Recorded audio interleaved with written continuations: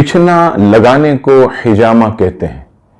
منہ یا کسی آلے مثلاً پیالے وغیرہ کے ذریعے زخم سے خون یا پھوڑے سے پیپ کو چوسنا یہ حجامہ کہلاتا ہے۔ حجامہ سنت رسول ہے۔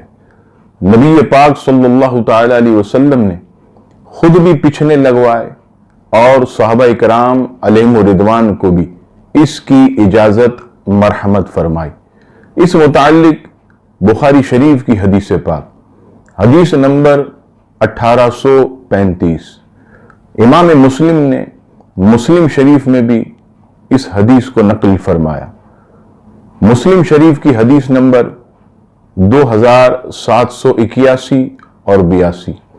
حضرت عطا رضی اللہ تعالیٰ عنہ کہتے ہیں کہ میں نے حضرت ابن عباس رضی اللہ تعالیٰ عنہما سے سنا کہ آپ فرما رہے تھے کہ نبی پاک صلی اللہ تعالیٰ علیہ وسلم نے حالت احرام میں اپنے سر میں درد کی وجہ سے پچھنا لگوایا۔ اس سے معلوم ہوا کہ حجامہ کرنا یعنی پچھنے لگوانا یہ نبی پاک صلی اللہ تعالیٰ علیہ وسلم کی سنت ہے۔ اللہ تبارک و تعالی ہم سب کو نبی پاک علیہ الصلوۃ والسلام کی تمام سنتوں پر عمل کرنے کی توفیق عطا فرمائے۔ آمین ثم آمین۔